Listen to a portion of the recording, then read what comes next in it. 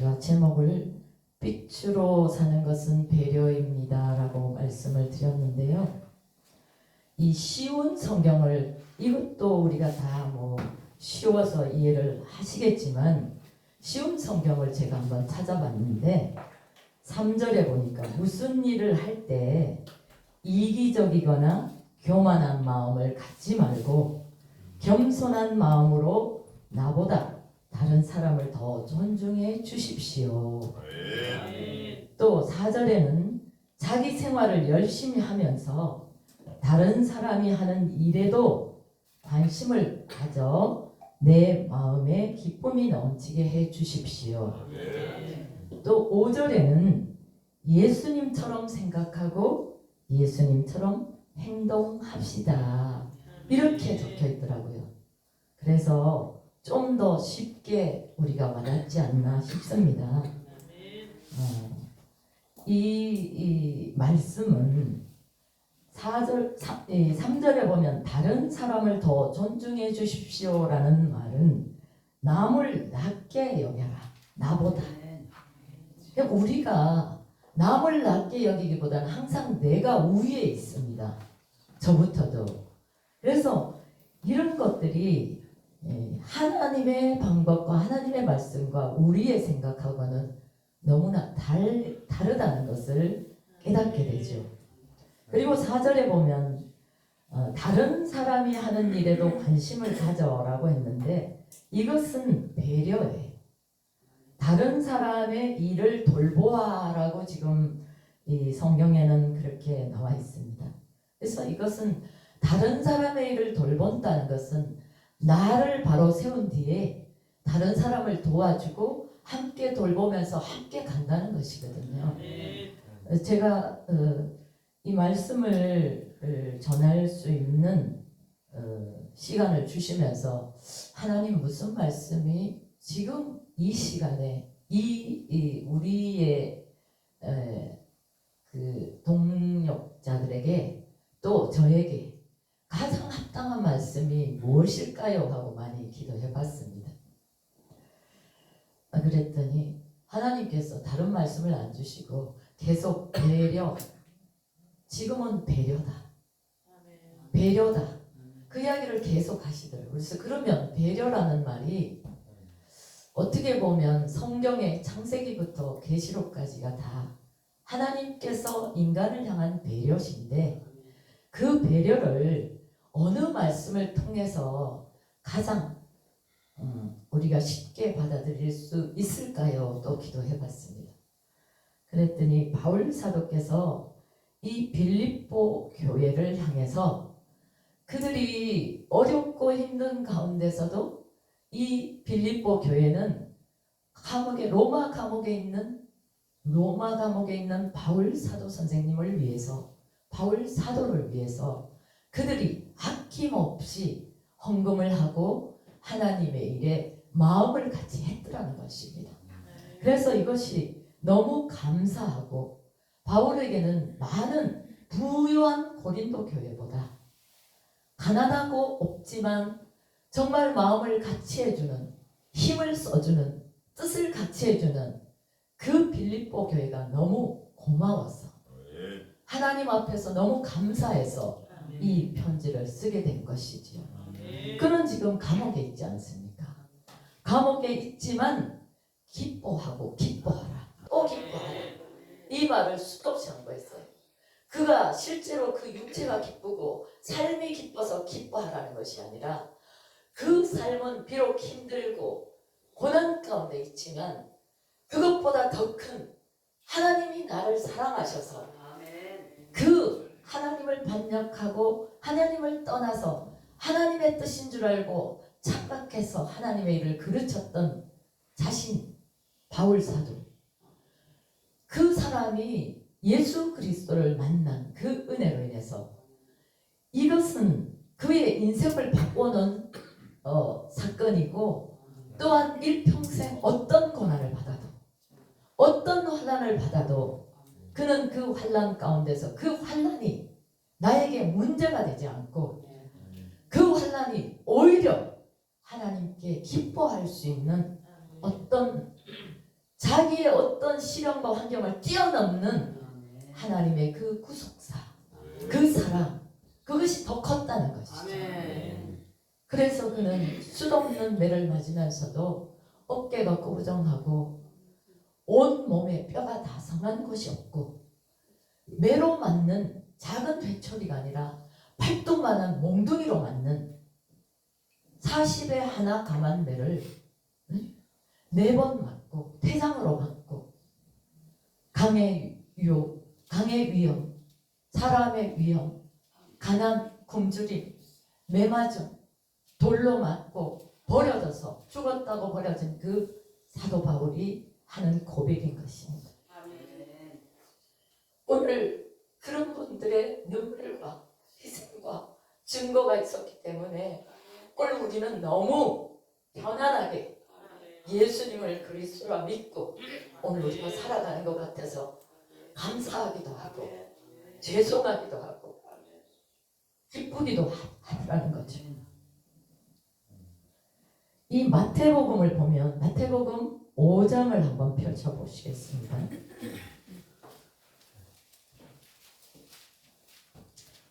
마태복음 5장 13절과 14절을 우리 함께 읽어보겠습니다. 시작. 너희는 세상의 소금이니 소금이 만일 그 맛을 잃으면 무엇으로 짜게 하리요? 후에는 아무 쓸데없어 다만 밖에 버려져 사람에게 밟힐 뿐이니라. 너희는 세상의 빛이라. 산에 있는 동네가 숨겨지지 못할 것이요. 아멘. 이미 우리는 그리스도의 이 은혜를 받고 예수 그리스도를 나의 주라고 고백하는 그 순간에 바로 나는 빛이요 나는 소금이 되었다는 것입니다. 이 말은 특히 마태복음의 5장, 6장, 7장은 예수님께서 정말 성도들, 천국 백성이 된 사람들이 반드시 지켜야 하고 반드시 행해야 되는 그 과정들을 지금 설명하고 계시거든요. 특히 우리가 잘 알기로 저희도 유치원할 때 아이들이 이 5세 아이들이 이 산상수훈을 다 외웠거든요. 7세는 고린도전서 13장으로부터 시작하는 거예요. 그래서 로마서를 외우고 이렇게 시편을 수도 없이 외우게 하고 그랬던 날들이 기억이 납니다. 오늘 이 마태복음 5장은 5장부터 7장까지는 정말 우리 성도들이 없어서는 안 돼. 꼭 지켜야 하고 꼭 이것을 우리가 또 읽어서 은혜를 받아야 하는 그런 말씀이라는 거죠. 우리에게 꼭 지켜라고 가르쳐 주신 율법의 완성이라고도 할 수 있는 말씀들이에요. 그래서 그 복이 있는 사람에 대해서 말씀하고 난 뒤에 바로 13절에 너는 소금이다. 너는 빛이다. 이렇게 말씀하시네요. 그러니까 이 산상수훈에 제일 먼저 팔복을 이야기하시고 영의 복을 말씀하신 뒤에 소금이다, 빛이다고 말씀하신 것은 소금이 되어라, 빛이 되어라가 아니라 이미 너는 소금이야. 이미 너는 빛이야. 빛으로서 그 빛을 비추어 소금으로서 그 맛을 내어라. 이렇게 말씀하시고 계신다는 것입니다. 그래서 사실 이 배려라는 것은요, 그냥 제가 사전에서 찾아보면 정의하기를 다른 사람이 행복할 수 있도록 잘 관찰하여 도와주는 것이 배려라고 합니다. 그리고 또 도와주거나 보살펴 주려고 애를 쓰는 것도 배려이다. 이렇게 말을 해요. 그렇습니다. 그렇다면 이 산상수훈과 팔복에 바로 이어서 나오는 빛과 소금은 우리가 어떤 사람이냐? 이미 너는 나의 백성이야. 이미 너는 천국 백성이야. 그러니까 오늘 우리가 대한민국에서 한국 사람으로 살고 있지만 우리는 한국 사람에 속한 사람이기도 하지만 우리의 영의 시민권은 어디에 있다고요? 하늘나라에 있지 않습니까? 그러므로 우리는 하늘나라의 시민으로서의 삶을 살고 하늘나라의 시민으로서 생각을 하고 시민으로서의 말을 하고 시민으로서의 모든 사람을 대해야 맞다는 것입니다. 아직 우리가 좀 어리고 좀 부족해서 성화되어져 가는 과정이기 때문에 때로는 실수하고 때로는 우리가 남에게 배려를 보다도 어려움을 주고 힘겹게 할 때도 있습니다만 우리는 분명히 변해가고 있고 성화되어 가고 있다고 확신합니다. 그래서 이 배려라는 것은 또 다시 볼 때 우리의 생각과 나의 생각대로 상대를 대하는 것이 아니라 그분의 눈높이에 맞춰서 오늘 저는 이제 아이들하고 살았으니까 애들 비유를 많이 드는데 아이들에게 엄마가 이야기합니다. 오늘 엄마랑 이렇게 함께 있지만 엄마가 좀 바쁘단다. 그래서 엄마가 하는 일을 좀 도와주었으면 좋겠다. 이 어린아이에게 그렇게 말을 했다고 칩시다. 그러면 아이가 가만히 생각해봐요. 내가 어떻게 엄마를 돕지? 어떻게 해야 엄마를 도울 수 있을까 생각하고 있죠. 그런데 엄마가 말합니다. 그래, 너는 여기서 가만히 나를 지켜봐주면 그것이 나를 돕는 거란다. 그렇게 했을 때 그 아이가 그 말을 깊이 생각하고 그래, 내가 엄마를 위해서 돕는 것이 가만히 있어주는 것이구나 생각을 한다는 거예요. 아이들이 건강한 아이는 보통 하루에 15시간 정도 뛰고 그냥 신나게 고함을 지르고 즐겁게 사는 것이 그 아이의 건강 상태가 좋다는 것이에요. 그런 아이가 엄마의 말에 귀를 기울이고 들어주고 기다려준다는 것은 그것은 아이가 엄마에 대한 최대한 배려라는 거죠. 그러면 엄마는 어떻게 말을 할까요? 너 때문에 내가 이렇게 일을 잘 할 수 있었다. 정말 기다려줘서 고마워. 이렇게 말하면 그 아이는 엄마의 그 말 한마디에 너무 힘이 나서 어깨가 으쓱하면서 그래, 나는 기다릴 수가 있어. 그래, 나는 그것을 할 수 있어. 이렇게 자신감을 갖는다는 거예요. 칭찬도 고래를 춤추게 한다는 말도 있지 않습니까? 그렇습니다.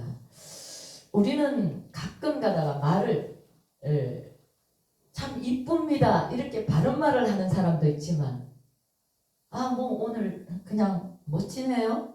그냥 뭔가 좀 이렇게 말할 때도 있다는 거죠.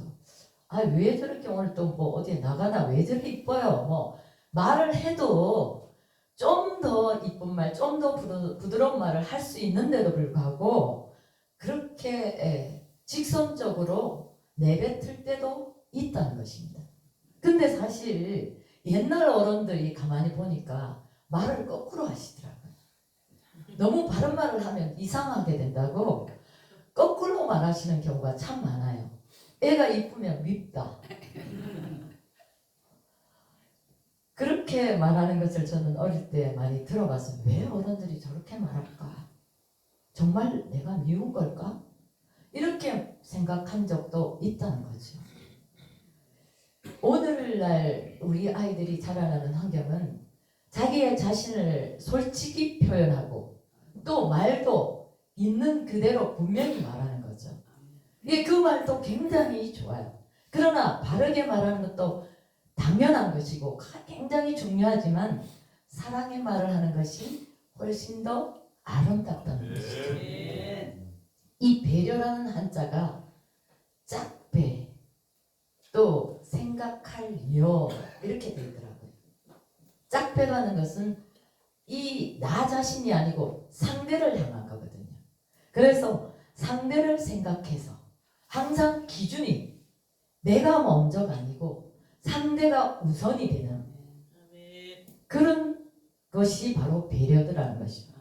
창세기를 보면 창세기부터 계시록까지 제가 이 시선으로 성경을 보니까요. 저 이제 얼마 전에 계시록을 우리가 끝냈는데 저희 교회에서 이제는 지금 김원희 목사님은 창세기를 설교를 하시고 이제 우리 예배 때 아침 저녁 예배를 드리면서 김원희 목사님은 창세기를 하시고 저는 이제 마태복음을 시작했습니다. 그래서 이제 마태복음을 시작하고 이렇게 하면서 서로가 이렇게 공감되는 부분, 은혜를 끼치는 부분, 그 말씀을 통해서 받는 은혜가 참 귀하더라는 것입니다.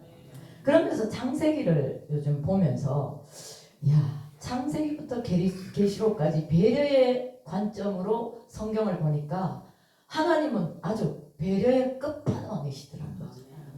배려로 시작해서 배려로 마치더라는 거예요. 만약에 이 창세기에 제1장 1절부터 천지창조가 나오지 않습니까? 그러면 처음부터 빛을 만드셨어요. 그 다음에 하늘과 땅을 만드셨어요. 그리고 나무와 식물을 만드셨어요. 그 다음에 물고기와 새들과 공중에 이 모든 동물을 만드십니다. 그리고 자연 환경이 아주 멋지게 조성이 됐죠. 그런데 그 자연 환경이 멋지게 조성된 뒤에 하나님께서 맨 마지막에 인간을 만드셨잖아요. 이것을 다시 한번 배려의 관점에서 생각해 보니까 너무나 감사한 거예요. 만약에 인간이 먼저라고 해서 인간을 먼저 만들었다. 빛도 없지요. 먹을 것도 없지요. 숨을 쉴 수 있는 모든 환경들이 아무것도 없다는 거예요. 하나님은 이처럼 사랑이 많으시구나. 제가 요즘 그래서 너무 감사한 거예요. 안 돼도 감사하고 돼도 감사하고 주셔도 감사하고 안 주셔도 그보다 더 멋진 거 주실 거를 감사하고. 하나님의 관점에서 이 말씀을 보면 감사하지 않을 수가 없더라는 것입니다. 이 모든 것이 창세기부터 만약에 이 창세기에 우리가 아담과 하가 범죄했잖아요. 그래서 그 동산 중앙에 있는 과실을 먹고 범죄함으로 인해서 하나님 앞에 지적도 받고 벌도 받았지만 만약에 하나님께서 그들을 그냥 마구 우리의 성격대로 우리의 어떤 기질대로 그들을 다뤘다면 어떻게 되겠습니까? 살아남지 못하죠. 근데 그 범죄한 그 아담과 하와를 불러서 벌거벗었으므로 나뭇잎으로 옷을 입은 그들이 너무나 안쓰러워서 하나님은 또 짐승을 잡아서 가죽으로 옷을 입혀주시는 그런 은혜를 베푸시더라는 거예요. 그뿐만 아니라 이 3장 15절 보면 창세기 3장 15절에 보면 원시복음이라고 하는데 예수 그리스도가 오실 것을 예표하고 계시잖아요. 뱀이 나와서 뱀은 사람의 발목을 물겠지만 그 여자의 후손은 어떻게 한다고요? 뱀의 머리를 친다고 말씀하셨습니다. 이것은 바로 이 창세기에 창조가 시작되고 하나님의 말씀에 그 평안도 잠깐 후에 인간이 저지른 그 하나님 앞에 언약을 깨뜨리는 그 관계로 말미암아 이런 엄청난 영원히 살 수 있는 그곳에서 평안을 누리고 살 수 있는 그곳에서 쫓겨나는 결과를 맞잖아요. 그러기 전에 하나님께서는 먼저 이 인간을 얼마나 사랑하시는지 하나님은 예수 그리스도를 이미 예비해 놓으셨다는 것입니다. 야, 이런 걸 생각하니까 제가 그냥 너무너무 감동이 되는 거예요. 야, 하나님의 사랑 너무 크다. 너무 위대하다. 너무 멋지다. 그냥 사랑 예수 그리스도는 사랑이다. 이것만 우리에게 희생하신 그 구속의 사랑만 이야기했는데 구구절절 하나님의 사랑이 느껴지더라는 것입니다. 그런 예수님께서 오시기로 하나님은 예비해 놓으시고 인간과 하나님 사이에 막혀있는 그 담들을 허시고 우리를 구원하시고 그 구원으로 끝나시는 것이 아니라 영원한 저 하늘나라에 멋진 새하늘과 새 땅을 계시록 21장부터 보시면 그 땅을 우리에게 준비해 놓고 계신다는 거예요. 그러니까 왜 하나님이신 이 위에 예수님께서 왜 이 땅에 오셔서 그렇게 고통을 받으시면서 사람들에게 멸시를 받으시면서 그렇게 그 일들을 이루셨는가 생각해 보면요, 이건 도저히 하나님의 그 사랑이 그냥 그렇구나가 아니라 엄청나다는 거예요. 우리를 이렇게 복받게 하기 위해서 너무도 사랑하시기 때문에 이 계시록에도 보면 소아시아 7교회가 우리 얼마 전에 설교를 하셨죠. 소아시아 7교회를 가장 먼저 계시록에서 나타내시면서 그곳에서 그것을 책망하기만 하시려고 하시는 것이 아니라 이런 장점과 이런 잘못된 점이 있다. 너는 이것을 잘했는데 이것이 부족하다. 그러니 이것을 채워라는 것입니다. 계시록 1장에 보면 이 말씀을 읽는 자와 듣는 자와 그 말씀을 행하는 자가 복이 있다고 말씀하셨습니다. 그 복은 하늘나라를 우리에게 다 주시겠다는 복이 아니겠습니까? 그래서 모든 것을 인간을 위해서 배려하시고 하나님의 그 큰 사랑을 오늘 우리에게 날마다 순간마다 베풀고 계신다는 거예요. 우리가 알든 모르든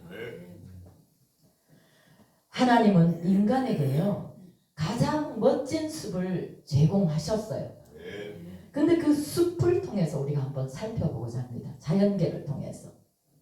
단풍이 지금 이제 약간씩 물들고 있지 않습니까? 근데 그 단풍의 특성이요, 햇빛을 받아서 광합성을 받아가지고 계속 그는 뿌리로는 물을 빨아 당기면서 자기가 성장해가기를 원해요. 이 나무들이. 그런데 계절이 바뀌어지면요 스스로 알아차리고 내가 이제 광합성을 그만 받을 거야 하고 스스로 내가 여기서 내려놓는다는 거예요. 차단시킨다는 거예요. 자기를 차단시킨다는 거예요. 자기를 차단시킨다는 것은 이 하나님이 주신 계절에 순응해서 나도 내 할 일이 여기서 더 하고 싶지만 더 푸르고 싶고 더 싱싱하게 자라고 싶지만 여기서 중단한다는 뜻이잖아요. 그것과 마찬가지로 예수님 역시 자신이 이위의 하나님이시요 성자의 하나님이시지만 자기 자신을 차단시키신 거예요. 왜? 죄 많고 해결할 수 없는 이 인생의 문제를 예수 그리스도가 직접 그 십자가를 지심으로 자기 자신을 차단시켜서 이 죄 많은 인생들을 구원하시기 위해서 너무나 귀하신 분이죠. 하나님의 세계는 이렇게 사랑과 배려로 인간에게 오늘도 역사하고 계십니다. 이 어린아이가 만약에 태어나서 한사가 3살이 됐는데 태어난 영아처럼 행동하면 그 부모가 어떻게 하겠어요? 뒷골이 땡길 겁니다. 이거 어떡하지? 왜요? 안 자라니까. 그럼에도 불구하고 하나님은 우리를 기다려 주시잖아요. 우리가 너무 잘하는 게 더뎌요. 너무 더딘데도 하나님은 오늘도 우리를 기다리고 계신다는 거예요. 그래서 하나님의 그 만든 숲에는요 오늘 이 자연을 통해서 우리에게 또 큰 은혜를 주시더라고요. 하나님이 만든 그 숲에는 서로 상호 공생관계가 있다. 그래서 이 숲에 보면 나무가 있고 나무에 버섯이 피어요. 그런데 이 버섯은요 나무 뿌리가 닿지 않는 곳에 있는 광물질을 받아들여요. 그리고 수분을 많이 빨아들여요. 그래서 나무에게 좀 나눠줘요. 그러면 나무는 엽록소가 없어서 탄소 동화작용을 하지 못하는 버섯에게 탄소를 공급해줘요. 그래서 버섯은 버섯대로 자랄 수 있고 나무는 나무대로 즐겁게 자라가는 이런 관계라는 거죠. 벚나무와 개미를 봤어요. 벚나무는 이 벚꽃이 딱 피면 그것이 떨어지고 난 뒤에 바로 잎이 나면서 그곳에 아주 꿀샘이 생겨요. 꽃 밑에 꿀샘이 생기는데 그 꿀샘이 만들어지면 개미가 와서 그 꿀을 너무 기쁘게 먹어요. 그런데 이 개미는요, 그 꿀을 먹고 다른 벌레들이 이 나무를 해치지 못하도록 다 잡아. 너무 멋지죠? 그리고 참나무를 한번 우리가 살펴보겠습니다. 참나무를 살펴보면 정말 유익한 나무라서 참나무예요. 네. 그래서 열매는 도토리가 나잖아요. 그 도토리가 나면 숲속에 있는 동물들이 그걸 먹어요. 특히 청설모라든지 다람쥐라든지 이런 아이들이 그 가을 되면 그것을 떨어지면 다 주워가지고 낙엽 밑에 땅속에 숨겼다가 겨울 내내 먹기 위하여 음식을 저장하는 것이죠. 그리고 그들은 겨울을 지내게 되죠. 그뿐만 아니라 다시 일부는 또 땅에 나서 싹을 틔워서 다시 인간에게 유익한 숲을 만들어주죠. 그뿐만 아니고요. 그 나무는 또 불에 태우면 너무나 좋은 숯이 나와요. 그래서 그 숯으로 우리가 또 삼겹살도 구워 먹잖아요. 해롭지가 않다는 거예요. 그리고요. 그 참나무에는 버섯이 나면 사람도 먹을 수가 있어요.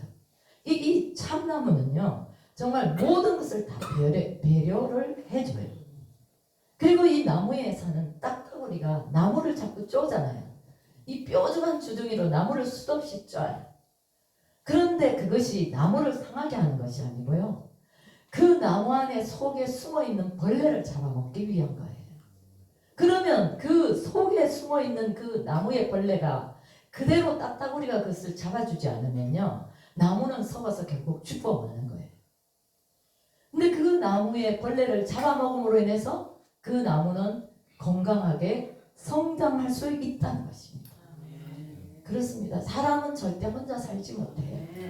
누군가가 옆에서 함께 이야기해주고 함께 잔소리해주고 함께 칭찬해주면서 신나고 즐거운 거잖아요. 우리 다시 우리 식구들이 이렇게 아름답고 좋은 관계를 맺어가는 것이 하나님 보시기에도 너무 좋으실 겁니다.